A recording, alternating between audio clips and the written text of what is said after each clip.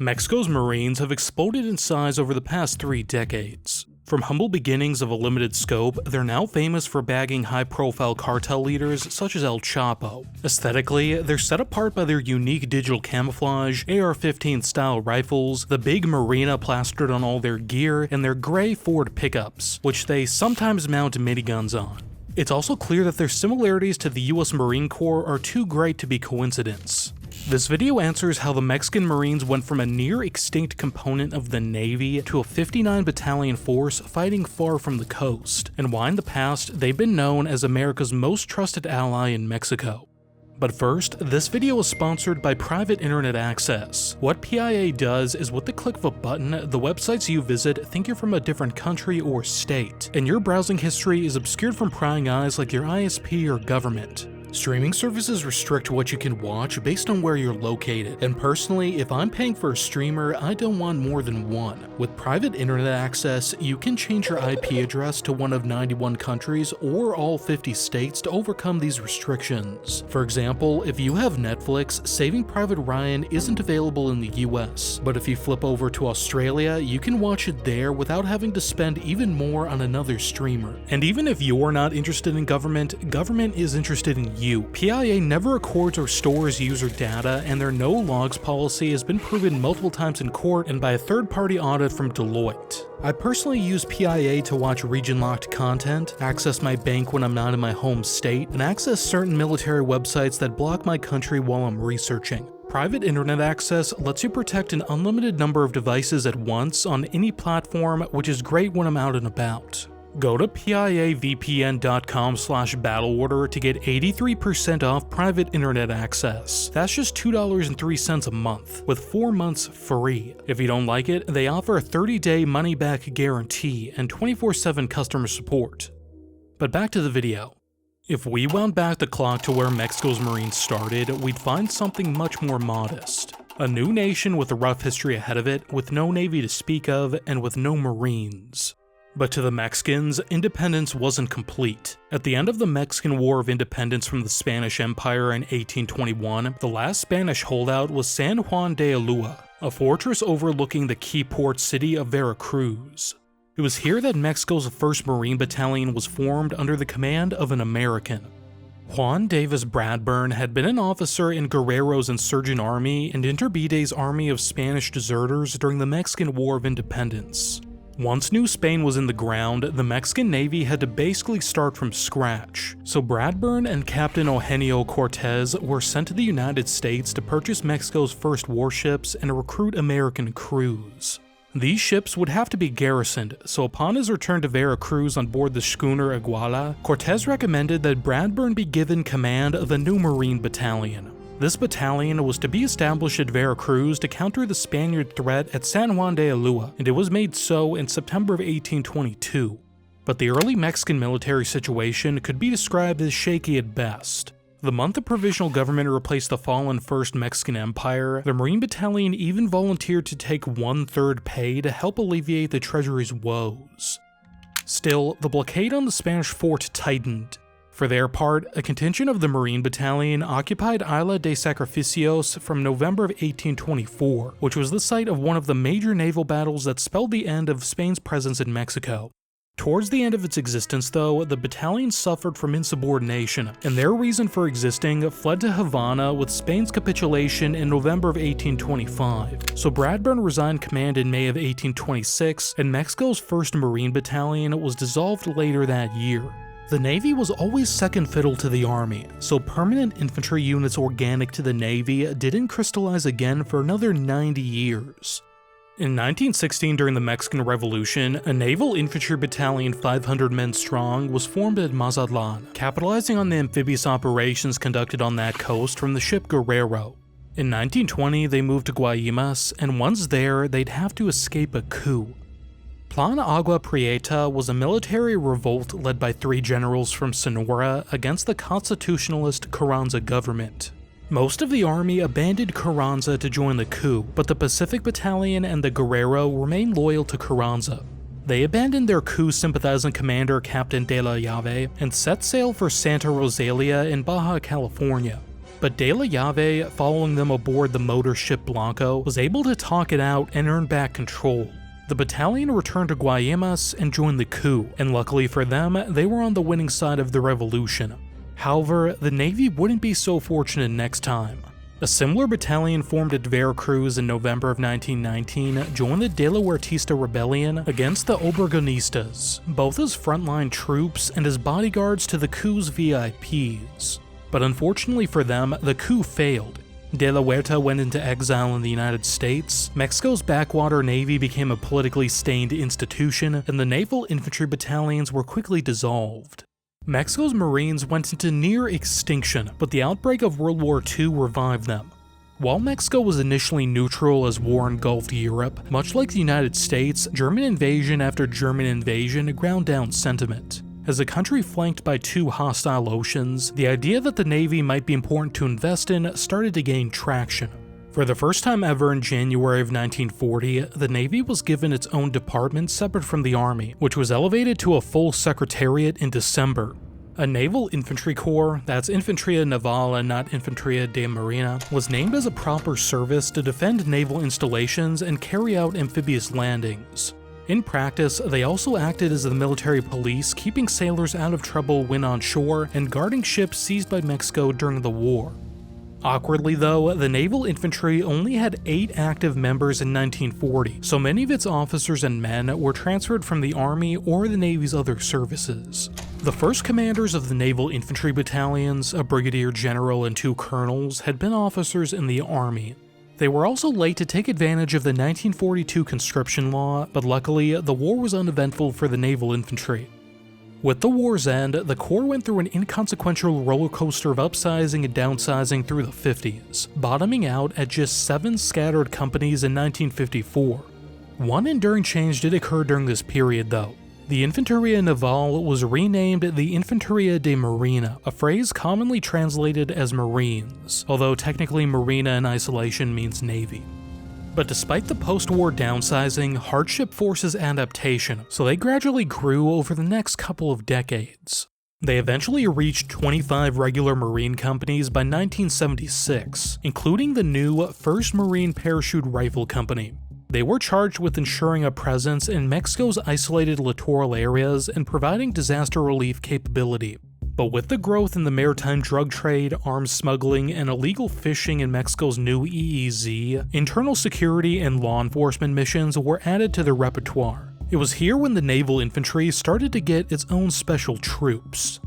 7 years later, their first battalion equivalent since the 50s was formed in the 23rd Marine Group, a presidential guard group formed from Marines in Mexico City. Funny story, they had to be pretty quickly renamed. The 23 was because naming was sequential based on their territorial command, and the capital was 23, but there was a public association between the number 23 and the 23rd of September Communist League.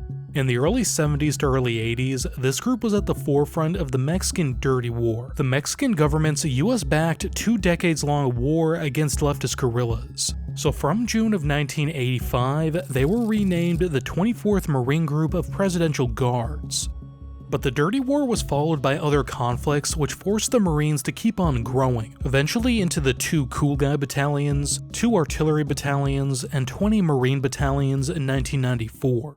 This mass reorganization was the beginning of the Mexican Marine Corps' contemporary era. Key challenges in the late 90s and early 2000s included the Zapatista Uprising, the intensification of drug trafficking, the rise of transnational terrorism, instability in Central America leading to an influx of refugees into southern Mexico, and the nearing collapse of the PRI, which ruled Mexico as a one-party state from 1929 to 2000. But if it's not on the water, why is it the Navy's problem? The Zapatista Uprising was a leftist rebellion in Chiapas that attempted to stoke a revolution throughout Mexico in response to NAFTA taking effect, as well as other socioeconomic hardships. Mexico's military response basically consisted of 4 elements. First, reoccupy the areas that had been captured or attacked by the rebels. Second, contain the rebels using a hammer and anvil approach with Task Force Rainbow. Third, control the flow of immigrants, weapons, drugs, and guerrillas from Guatemala with Task Force Southern Gulf. And fourth, protect and monitor the dams in the region, which provided 55% of Mexico's hydroelectric energy. That was Task Force Aztec's job. While the Army led Task Force Rainbow, the Navy took a major role in Task Forces Southern Gulf and Aztec, assuming inland duties that were traditionally Army work. Marines were sent to guard the dams at Peñitas, Chicoacén, Malpaso, and La Angostura until 2003. At the same time, the Navy became responsible for guarding Federal Electricity Commission facilities, the Laguna Verde nuclear power plant, oil rigs on the Gulf of Mexico, and the Isla Marias federal penal colony. From that point, internal security and border control operations were brought to the forefront. The simultaneous growth in cartel influence forced Navy counter-narcotics operations to expand tenfold from about 400 per year in 1994 to almost 4,000 in 2000. As the ground force of the Navy, the Marines played a significant part in locating and destroying drug crops, seizing drugs, boats, vehicles, and weapons, and arresting traffickers. While a smaller force than the Mexican Army, during this period, the Marines received special training, often administered by the US, laying the groundwork for its special operations components. But it wasn't all internal security. The Mexican Marines stacked on some conventional capabilities as well. In April of 2001, 2 amphibious reaction forces were created, mimicking an American Marine Expeditionary Brigade's ground combat element. These were fleet-level organizations allotted to the naval forces in charge of the Pacific and the Gulf.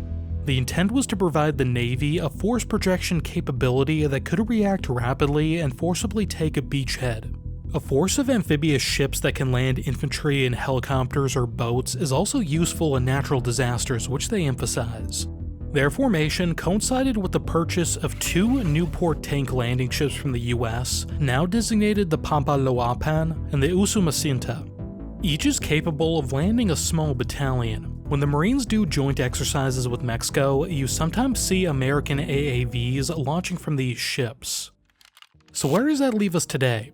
While there was a brief reduction in the Marine Force and a shift back toward shipboard operations, in 2006 the Mexican military was ordered to assist police in countering the cartels. As a result, the mandate of Mexico's Marines has grown significantly. It's commonly claimed that Mexico had about 18,000 Marines in 2012, or about a third of the Navy at that time. But the Navy as a whole has added 28,000 personnel since then, and the Marines have grown by 15 battalions, which they report to have enlisted 12,500 new Marines for, so it's likely their target strength is over 30,000 by now. As far as how it's divided, the Mexican Navy is split into the Pacific Naval Force on the west coast, Gulf Naval Force on the east coast, and the High Command Headquarters based in Mexico City. The coastline is split into 13 naval regions, and subordinate to them, 18 naval zones and 6 naval sectors. They extend out to the edge of Mexico's exclusive economic zone or maritime border, such as with the United States and the Gulf of Mexico. The Marines slot into this framework. Each naval force has an amphibious marine brigade, the new name for the amphibious reaction forces with conventional amphibious assault capabilities. As well, each of the 13 naval regions, the General HQ in the capital, and the CIIT rail network have a Marine brigade for a total of 15. The brigade's numbering corresponds to their naval region, and the General HQ's is Brigade 11. These provide command and control for 45 Marine battalions or BIMs administratively provided for by the various naval commands. 22 on the Pacific, 20 on the Gulf, and 3 in Mexico City. They're numbered BIM 1 to BIM 46, there's no BIM 45. A battalion has a TO&E strength of 628, although that's the goal and not necessarily reality. I'll be going more in depth with the battalion structure down to the squad level in a future video. Prior to 2022, there were only 32 BIMs, but an additional 13 were raised.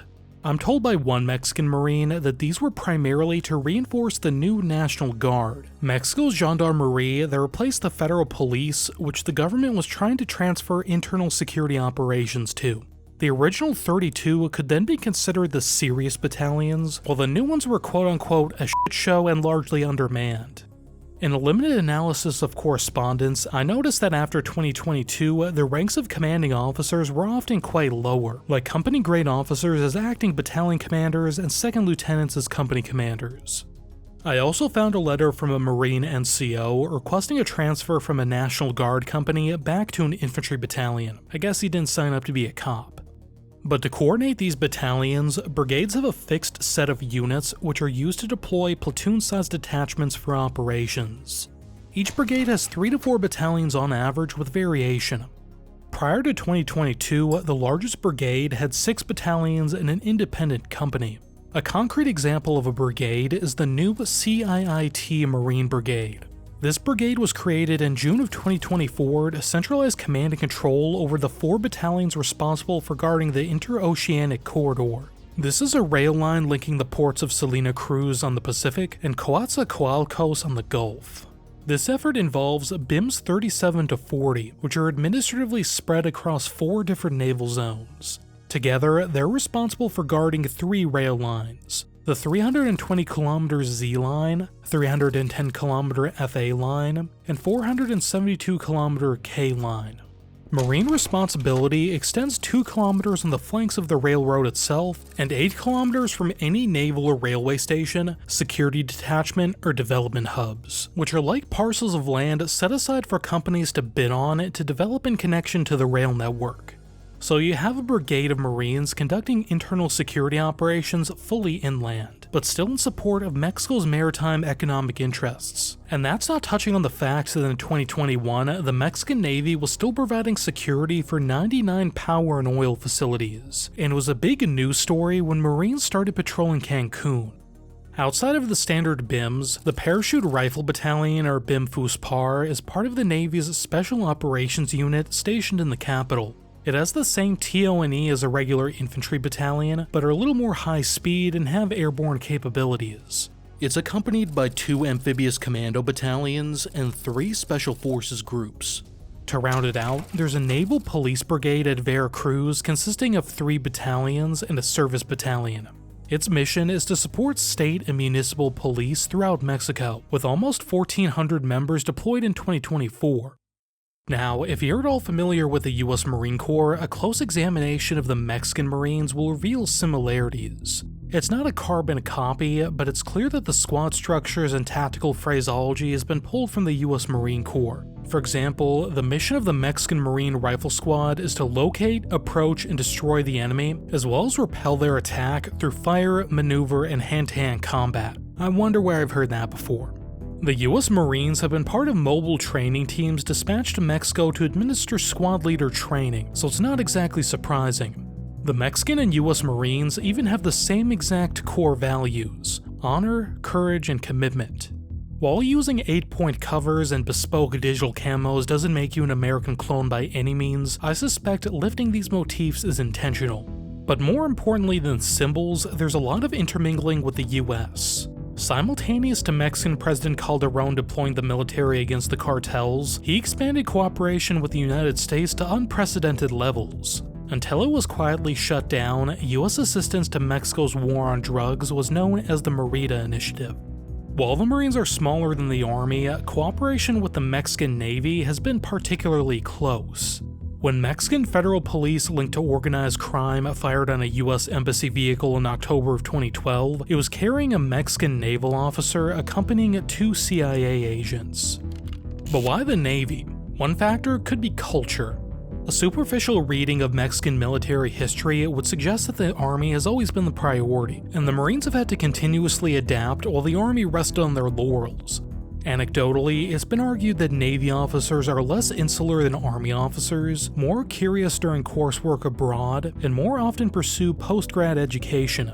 I found multiple Marine officer resumes, and they all stack courses taught by American agencies, such as the US Marine Corps, US Marshals, US Naval Special Warfare Command, and US Special Operations Command North. Company grades get sent to the US Marine Corps Basic Officer Course and Basic Reconnaissance Course, and field grades get sent to the US Marine Corps Command and Staff College. Based on their theses, it seems that they're free to be critical of how the Marines operate, often in ways that use the US as a role model. The Navy may also be less susceptible to cartel influence because their bases are generally on the coast, far from their inland security deployments. The Marines go in, do their thing, but then they eventually go back to their coastal garrisons, whereas Army bases are often close enough to be influenced by extortion or bribery efforts over time. There have certainly been cases of corruption in the Marines, but it seems that in the early 2010s, there was a perception in the US intelligence community that the Army was slow to act on American intelligence and may outright protect cartel leaders, whereas the Navy acted. Such was the case with Arturo Beltran Leyva, who was taken down by 200 Marines supported by naval aviation, despite being a drive from an Army base that houses multiple battalions and a regional HQ. 3 Army generals and a lieutenant colonel were later arrested for allegedly protecting the Beltran Leyva cartel. Cooperation with the US has led to some tactical victories, such as the capture of El Chapo by Mexican Marine Special Forces, which one Mexican officer at the US Marine Corps Staff College attributes to the MARINA initiative. The successful targeting of high-value cartel leaders by Mexican Marines was replicated many times in the 2000s and 2010s using American targeting methodologies. It was even reported in the 2010s that American law enforcement agents would don Mexican Marine uniforms and take part in raids.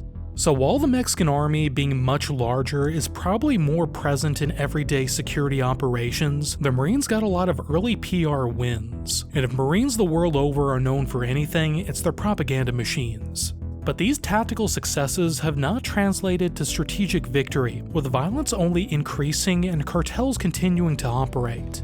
In such money-motivated organizations not held together by a charismatic leader, kingpins are replaceable. Sometimes decapitation strikes just cause organizations to splinter into new ones, causing more violence. The military becoming heavily involved in law enforcement matters has also likely worsened the human rights situation in Mexico. Mexican Marines with American training have been implicated in the types of abuses listed on screen. But even as human rights complaints against the military overall grew 36 times between 2006 and 2011, it occurred much faster for the Army than the Navy. As well, the military remained more trusted by the public than other federal institutions, including the Presidency, Federal Electoral Institute, and police. Military abuses are bad, but at least they aren't the federales, I assume the thought process goes. And while high-profile killer capture raids might not always net strategic outcomes, a win is a win to many in the public. Still, Mexican security cooperation with the US decreased significantly under the administrations of American President Trump and Mexican President Obrador. While you've recently seen Mexican Marines participating in joint exercises like RIMPAC alongside US Marines, and officers are still going to USMC courses, this is all pretty uncertain with the new American administration.